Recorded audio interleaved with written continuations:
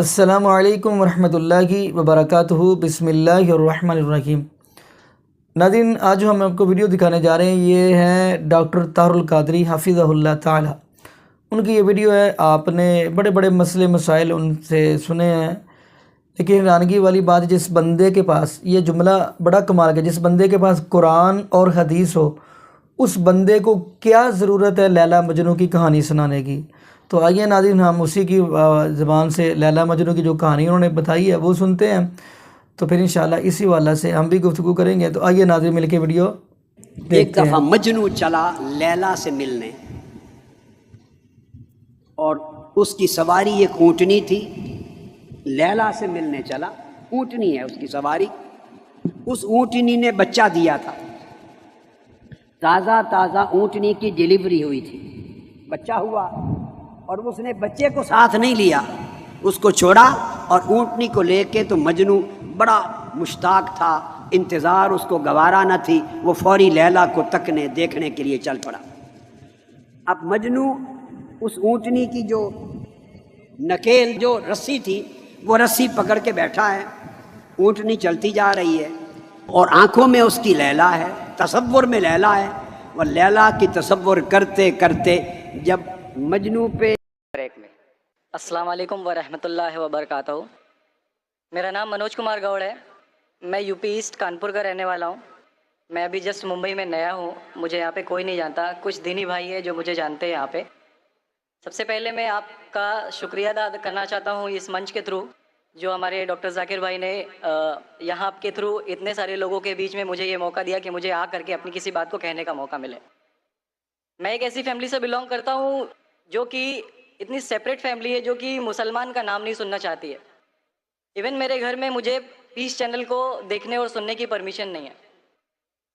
फिर भी अल्लाह तबारक व तआला का एहसान है, करम है उनका, कि मैं अपनी फैमिली का सबसे बड़ा बेटा हूँ और मुझको अल्लाह तबारक व तआला ने चुना और ज़रिया बना पीस चैनल, जिस पे मैं डॉक्टर जाकिर नायक और डॉक्टर इसरार अहमद, शेख सनाउल्लाह, जिनकी तकरीरें सुनता था, जिनसे मेरे सारे मिसकंसेप्शंस दूर हुए।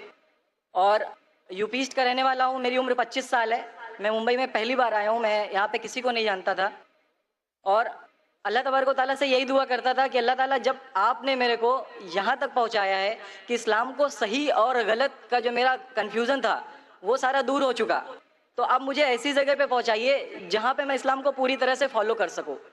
क्योंकि मेरी फैमिली में पूरे के पूरे फैमिली के मेंबर्स अगेंस्ट, कोई भी बंदा मेरी बात सुनने के लिए तैयार नहीं। मैं अपने घर में इस तरह से रहता था कि जैसे एक लैंडलॉर्ड के यहाँ कोई एक किराएदार रहता है, बिल्कुल इस तरीके से, बिल्कुल नेग्लेक्ट करके वो लोग मुझे रखते थे।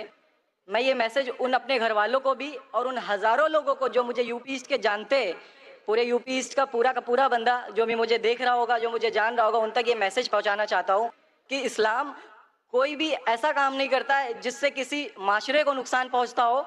ये कोई टेररिज्म नहीं है, ये कोई ऐसा काम नहीं करता जिससे किसी को नुकसान पहुंचता हो।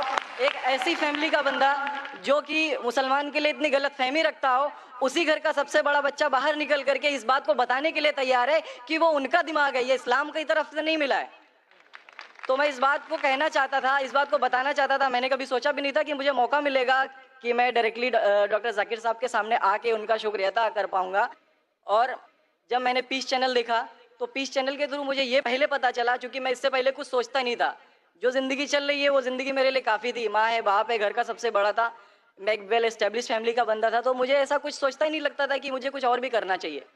लेकिन जब इस चैनल को देखा तो वाकई में मुझे पता चला कि मैं जहाँ पे हूँ ना, वो कुछ भी नहीं है। असल ज़िंदगी तो मौत के बाद है। क्योंकि मेरी ज़िंदगी जो है ना, वो सिर्फ यही सोचती है कि मैं जो जो जो कुछ भी सोच रहा हूँ मेरी ज़िंदगी के दायरे में है। लेकिन असल ज़िंदगी जो शुरुआत होती है वो मौत के बाद। और मेरा हिंदू रिलीजन मुझे ये सिखाता है कि मौत के बाद न जाने कितने सारे जन्म हैं। हमारे वेद हमें सिखाते हैं नातस्य प्रतिमास्ति, फिर भी हम प्रतिमा को मानते, मूर्ति को मानते, देवी देवताओं को मानते। हमारा वेद हमें बताता है एकम ब्रह्मम द्वितीयो नास्ति, यानी कि भगवान एक है, दूसरा नहीं है, नहीं है ही नहीं। उसके बाद भी हम 36 करोड़ देवताओं को मानते। तो हम अपने वेद को क्यों नहीं पढ़ते, हम अपने वेद को क्यों नहीं देखते कि हमारा वेद हमें क्या सिखाना चाहता है। हिंदुज़म हमें यह बताता है कि हमारे भगवान इस पूरी दुनिया को चलाने वाले इस ज़मीन पर आए, इस ज़मीन पर वो खुद आए। राम, भगवान राम यहीं पैदा हुए, भगवान श्री कृष्ण यहीं पैदा हुए, और उनके पैदा होने के बाद भी उन्होंने हमारे लिए कोई भी चीज़ रिटर्न करके नहीं दिया। आप लोगों से गुजारिश करना चाहूँगा, एक छोटी सी बात जो मेरे दिल में है, सारे भाइयों से गुजारिश है कि उसको एक बार सुने ज़रूर। क्योंकि हमारे भगवान जब हमारी इस दुनिया में आए तो उन्होंने हमारे लिए कोई भी चीज़ रिटर्न में नहीं छोड़ी। उनके जाने के बाद तुलसीदास ने लिखी, उनके जाने के बाद गोस्वामी जी ने लिखी। तो भगवान बेहतर लिख सकते थे क्या? ये उनके बाद वाले बेहतर लिख सकते थे? दूसरी बात, इस पूरे वर्ल्ड में ए से लेके जेड तक की कंट्री है। ए से अमेरिका भी होता है, ए से ऑस्ट्रेलिया भी होता है। हिंदुइज्म जो है सिर्फ और सिर्फ 3 कंट्री है, इंडिया, मॉरिशस और तीसरा नेपाल अभी घोषित हुआ है, ठीक है। और श्रीलंका, जहाँ पे भगवान श्री राम ने जा करके रावण का वध किया था, जिससे दशहरा मनाते हम, उनके क्रिएशन के बाद, उनके जब उन्होंने बुराई पे अच्छाई की जीत पा ली थी, तो जीत पा ली थी उसके बाद, यानी कि भगवान जिन्होंने पूरी दुनिया को बनाया, हम ऐसा सोचते हैं, हिंदुज़म ऐसा सोचता है, जब उन्होंने किसी स्पेसिफिक कंट्री पे जा करके वहाँ पे बुराई की हार करके अच्छाई की जीत कर ली, तो आज तक वो भगवान को पूजने वाले उस देश में हिंदुज़म क्यों नहीं है? तो ये सारी चीज़ें, ये इस्लाम जो हमें सिखाता है, इस्लाम का जो मैसेज है, वो सारी चीज़ें हमें ये सिखाती है कि हम मिसकंसेप्शन पे ना जाए, हम देखा देखी पे ना जाए। अगर कोई मुसलमान गलत करता है तो हम ये नहीं सोचे कि वो इस्लाम है। वो मुसलमान गलत हो सकता है लेकिन इस्लाम गलत नहीं हो सकता। तो इसलिए मेरा पूरा का पूरा, मैं मुकम्मल हूँ अल्हम्दुलिल्लाह, और अपनी ज़िंदगी में इस खुशी को महसूस करते हुए, ये खुशी आप सारे भाइयों से बांटते हुए, सारी बहनों से बांटते हुए, सारी माओं से बांटते हुए, आप सभी के सामने ये इकरार करता हूँ कि अल्लाह के सिवा कोई माबूद नहीं है। ये मेरी फैमिली वाले या मेरे यूपी वाले या जितने भी लोग देख रहे हो, मैं इस बात को कबूल करता हूँ कि मैं इस्लाम में हूँ। माशाल्लाह, मैं आपका शुक्रगुजार हूँ।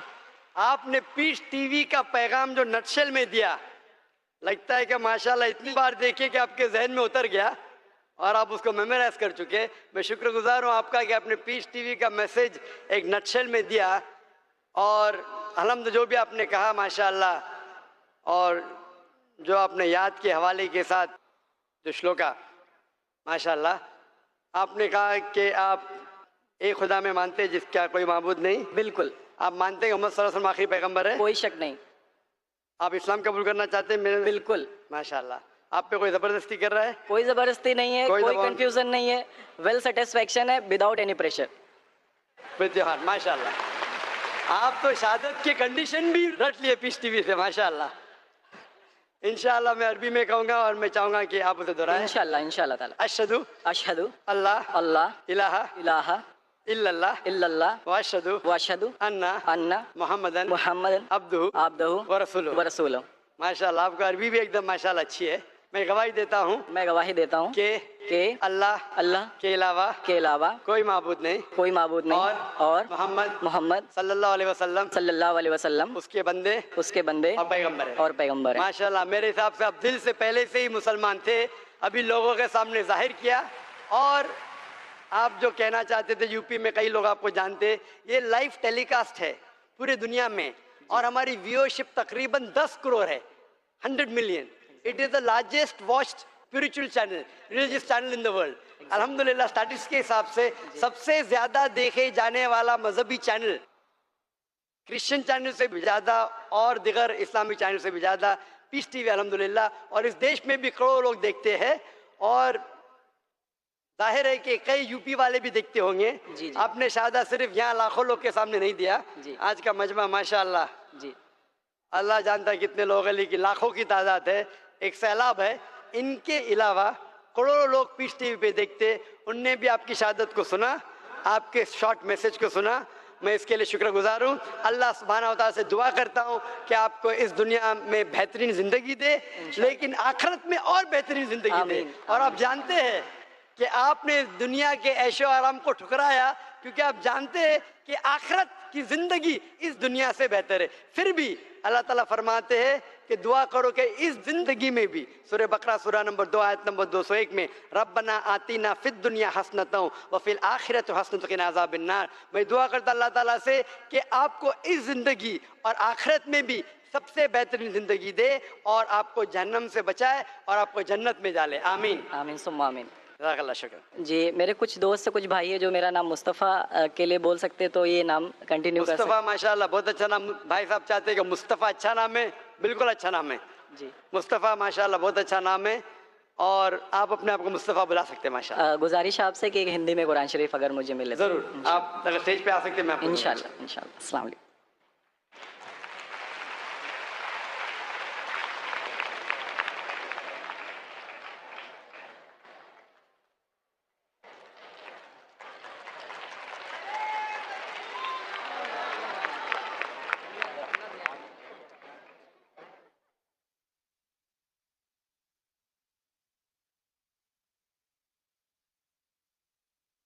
माइक नंबर 5 में कोई।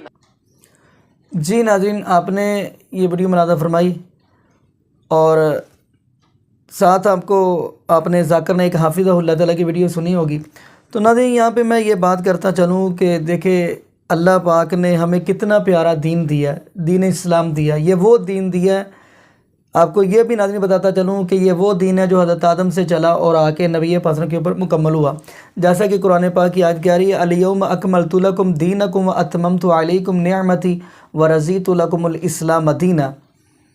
तो आपको ये भी बताता चलूँ कि जब ये आयत नाज़िल हुई तो यहूदियों ने क्या कहा, कहने लगे कि अगर ये हमारे बारे में आयत नाज़िल होती तो हम इसको अपने उस दिन को ईद वाला दिन बना लेते। तो नाज़रीन, जब दीन मुकम्मल हो गया है, जब सबसे बड़ी खुशनसीबी की बात, जब हमारे पास कुरान है, नबी पाक का फरमान है, तो कहीं दूर जाने की ज़रूरत ही नहीं है। कुरान सुनाओ अवामुन्नास को, नबी पाक का फरमान सुनाओ, ताकि अवामुन्नास भी कुरान हदीस के मुताबिक अपनी ज़िंदगी गुजार सके।